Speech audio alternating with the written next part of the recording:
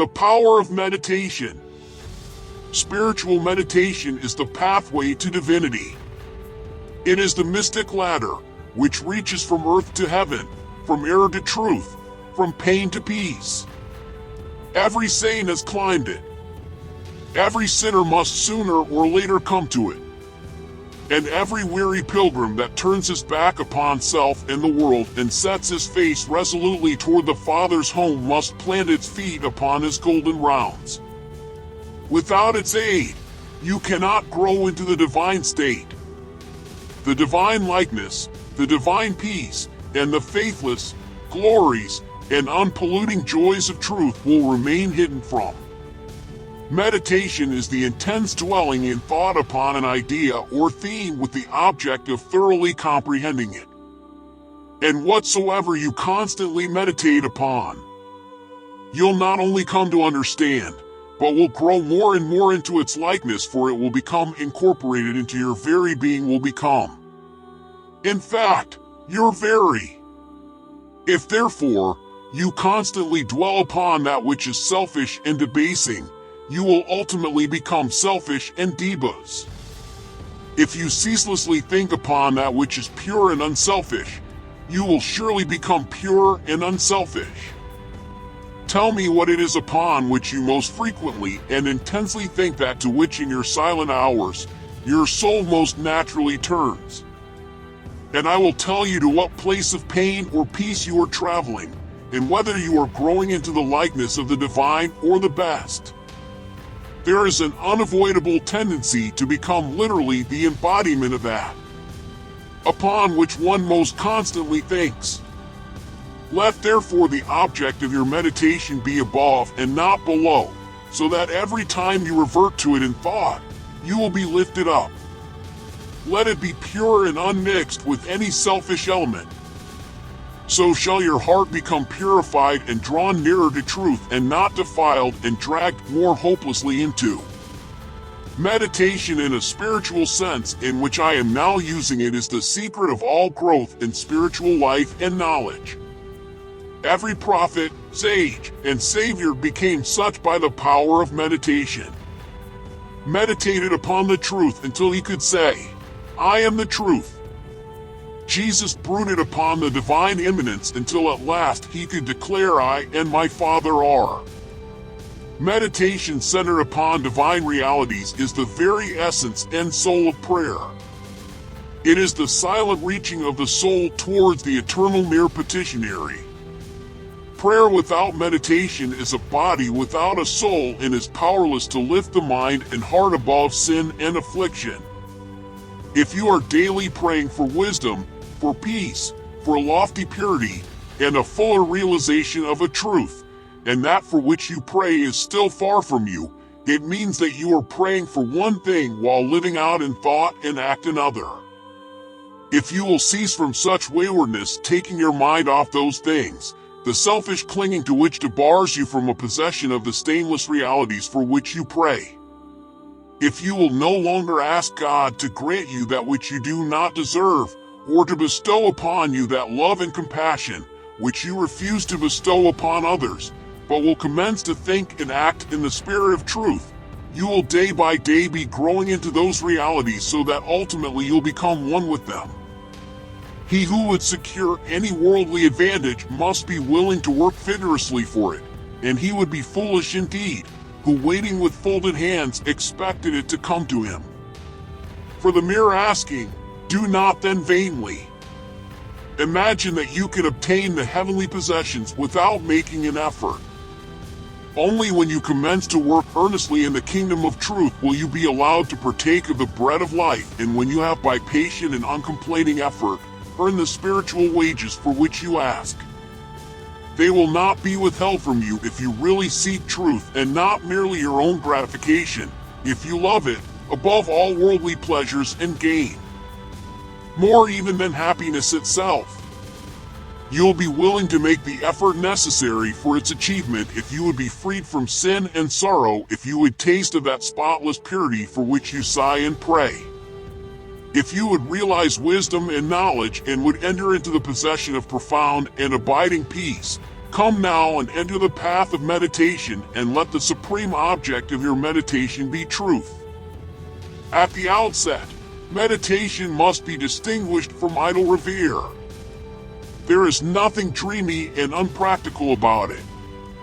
It is a process of searching and uncompromising thought, which allows nothing to remain for the simple and naked truth, thus meditating. You'll no longer strive to build yourself up in your prejudices, but forgetting self, you'll remember only that you are seeking them. And so you will remove one by one the errors which you are built around yourself. In the past, you will patiently wait for the revelation of truth, which will come when your errors have been sufficiently removed. In the silent humility of your heart, you will realize that there is an inmost center in us all where truth abides in fullness and around wall upon wall. The gross flesh hems it in this perfect clear perception, which is truth. A baffling and perverting carnal mesh blinds it and makes all error and to no rather consistent opening out a way once the imprisoned splendor may escape than an affecting entry for a light supposed to be without. Select some portion of the day in which to meditate and keep that period sacred to your purpose. The best time is the very early morning when the spirit of repose is upon everything. All natural conditions will then be in your favor. The passions after the long bodily fast of the night will be subdued. The excitements and worries of the previous day will have died away, and the mind strong and yet restful will be receptive to spiritual instruction. Indeed, one of the first efforts you'll be called upon to make will be to shake off lethargy and indulgence, and if you refuse, you'll be unable to advance, for the demands of the spirit are imperative. To be spiritually awakened is also to be mentally and physically awakened. The sled and the self-indulgent can have no knowledge of truth. He who possessed of health and strength wastes the calm, precious hours of the silent morning in drowsy indulgence is totally unfit to climb the heavenly heights.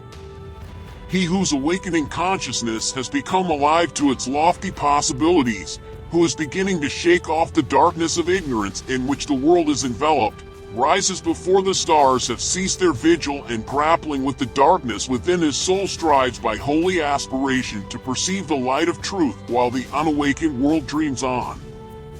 The heights by great men reached and kept were not attained by sudden flight, but they, while their companions slept, were totally upward in the night. No saint, no holy man, no teacher of truth ever lived who did not rise early in the morning.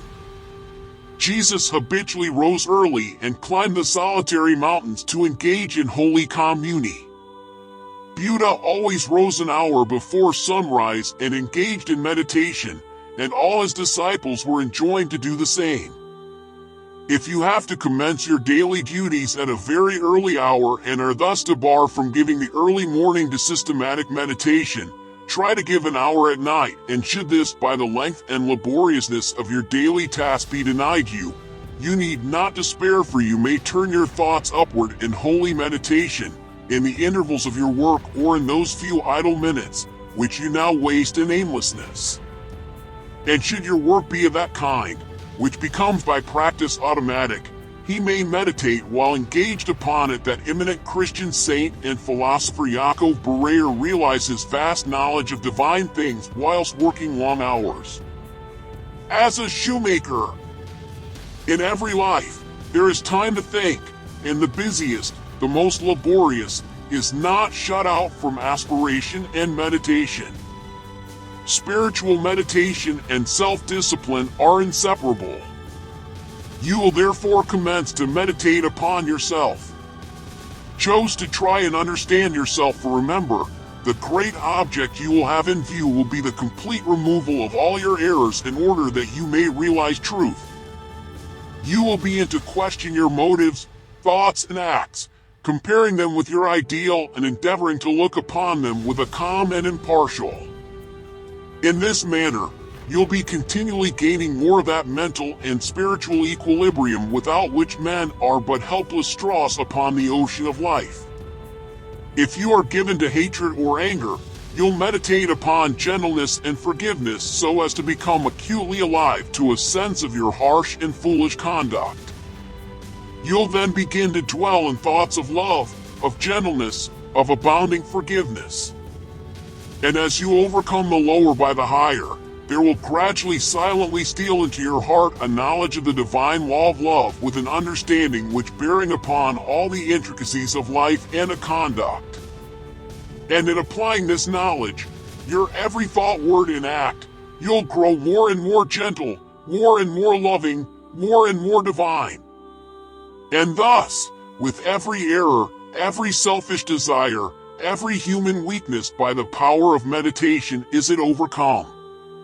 And as each sin, each error is thrust out a fuller and clearer measure of the light of truth illumines the pilgrim soul.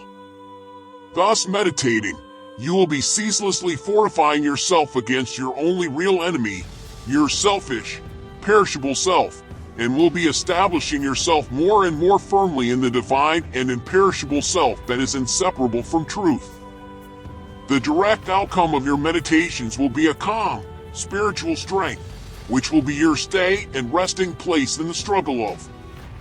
Great is the overcoming power of holy thought, and the strength and knowledge gained in the hour of silent meditation will enrich the soul with saving remembrance in the hour of strife of sorrow, awe of temptation. As by the power of meditation, you grow in wisdom, you will relinquish more and more your selfish desires, which are fickle, impermanent, and productive of sorrow and pain, and will take you a stand with increasing steadfastness and trust upon unchangeable principles, and will realize heavenly rest. The use of meditation is the requirement of a knowledge of eternal principles, and the power which results from meditation is the ability to rest upon and trust those principles, and so become one with the eternal. The end of meditation is therefore direct knowledge of truth, God, and the realization of divine and profound peace. Let your meditations take their rise from the ethical ground, which you now. Remember that you are to grow into truth by steady perseverance. If you are an Orthodox Christian, meditate ceaselessly upon the spotless purity and divine excellence of the character of Jesus, and apply his every precept to your inner life and outward conduct so as to approximate more and more toward his perfect. Do not be as those religious ones who, refusing to meditate upon the law of truth and to put into practice the precepts given to them by their master, are content to formally worship, to clinging to their particular creeds, and to continue in the ceaseless round of sin and suffering. Strive to rise by the power of meditation. Above all, selfish clinging to partial gods or party creeds above dead formalities and lifeless ignorance. Thus walking the highway of wisdom with mind fixed upon the spotless truth. You shall know no halting place short of the realization of truth. He who earnestly meditates first perceives the truth as it were afar off, and then realizes it by daily practice. It is only the doer of the word of truth that can know of the doctrine of truth. Although by pure thought the truth is perceived, it is only actualized by practice. Said the divine, he who gives himself up to vanity and does not give himself up to meditation, forgetting the real aim of life and grasping at a pleasure, will in time envy him who has exerted himself in meditation, and he instructed his disciples in the following 5 great meditation. The first meditation is a meditation of love in which you so adjust your heart that you long for the weal and welfare of all beings, including the happiness of your enemies. The second meditation is a meditation of pity in which you think of all beings in distress, vividly representing in your imagination their sorrows and anxieties, so as to arouse a deep compassion for them in your soul. The third meditation is a meditation of joy in which you think of the prosperity of others and rejoice with their rejoicing. The fourth meditation is a meditation of impurity in which you consider the evil consequences of corruption, the effects of sin and diseases, how trivial, often the pleasure of the moment, and how fatal its consequences. The fifth meditation is the meditation on serenity, in which you rise above love and hate, tyranny and depression, wealth and want, and regard your own fate with impartial calmness and perfect tranquility.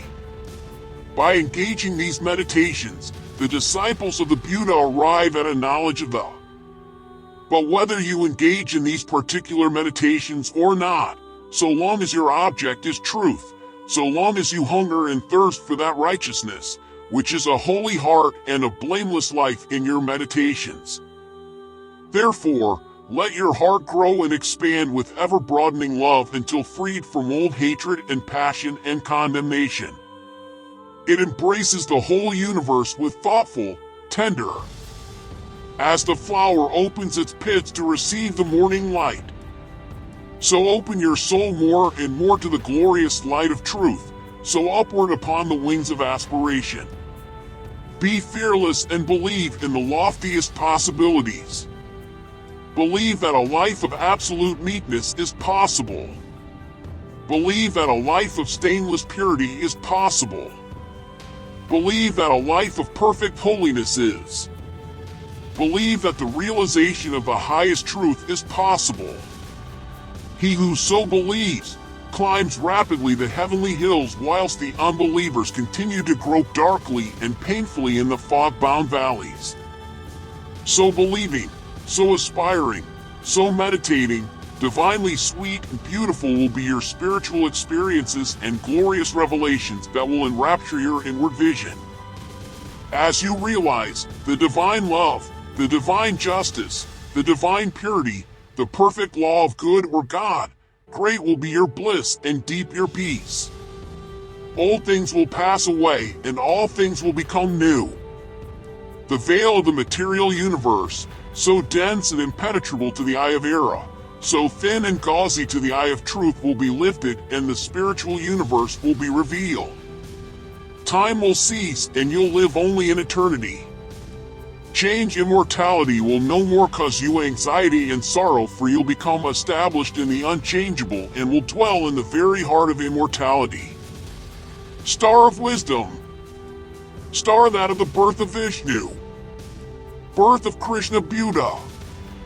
Jesus told the wise ones heaven, ward looking, waiting, watching for thy gleaming in the darkness of the nighttime, in the starless gloom of midnight, shining herald of the coming of the kingdom, of the righteous teller of the mystic story of the lowly birth of Godhead. In the stable of the passions, in the manger of the mind soul. Silent singer of the secret of compassion, deep and holy to the heart with sorrow, burdened to the soul with waiting weary. Star of all surpassing brightness. Thou again, just deck the midnight, thou again. Just cheer the wise ones.